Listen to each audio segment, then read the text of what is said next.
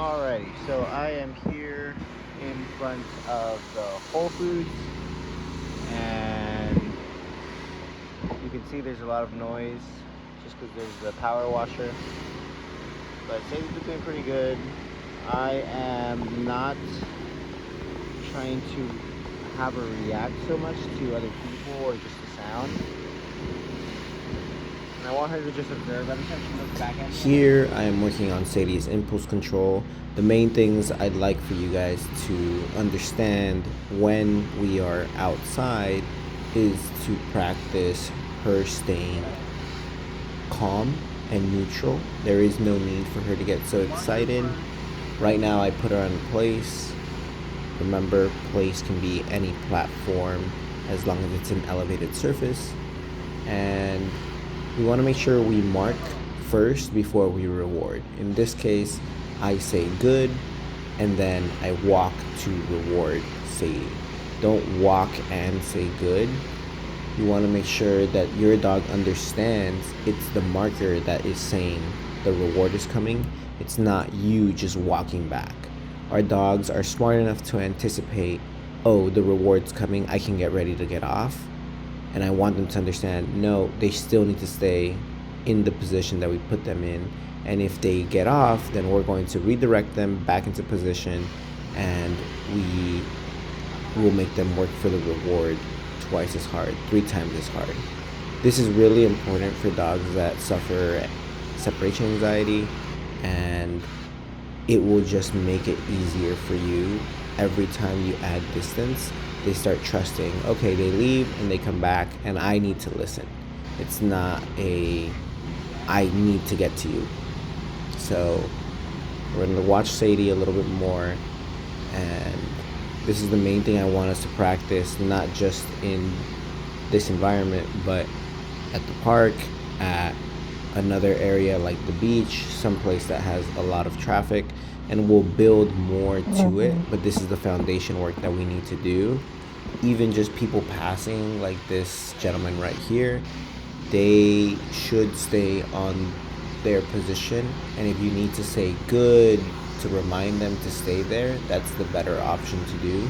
Instead of just letting them do what they think is right, you can guide them with your voice through that clear communication you've set up. And then after they get a reward from that one, then you can break them off. In this case, I use the yes. I always recommend the yes if they stayed in a down or a sit or a fixed position for a long period of time. If you break them with the yes, then you are saying, hey, you can move from this position, come to me for a reward, have a little party, have a little pet session, and then I'm gonna put you back onto this position.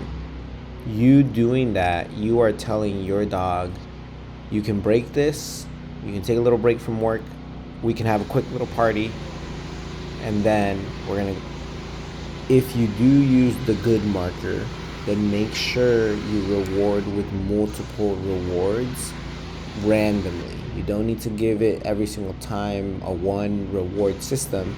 As you just saw, I can do 3, I can do 5, I can do 8, I can come back to 1 and then 2. You want to make sure you stay random and are unpredictable for your dog. If they see you as predictable, then they will know, oh, I already know what's happening, it's all good. Or you're a one and done, I don't even want the food type thing. We want to make sure that they are always looking forward to eating, and that's why it's important to use hand feeding to your advantage, and you make this whole process a game. If you do a yes marker, same thing, you want to keep it random. Don't just say it one time, you can say it multiple times and give different random sequences of rewards. Just make sure that they're excited. That's the main thing, excited, which creates engagement, and then you guys have a great time outside wherever you go. Like I said, I suggest practicing this in more distracting environments. Have a little play sesh after she's been working, and then back to work, right? You want all that energy that has been pent up right there on the place to be released in a structured, controlled manner, with the marker to get off, with a little play session with you, obviously no jumping, and then redirect back to work. That is how you will manage your dog's energy and excitement level. You let them be excited for a certain period of time, and then you make them become neutral again. And this is the peace and calmness that I always refer to. You want your dog to be peaceful and calm as much as possible. All that other stuff of them doing zoomies, them trying to roughhouse, is them trying to let out the energy the way that they want to. And for us, we need to guide them and tell them, like, you can't do that with me because I am leading you and you need to wait for my lead.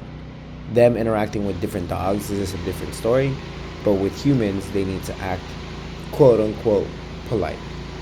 And this is why it's important that we reinforce any command that we tell our dog to do. In this case, let's say it's place, they get off the place.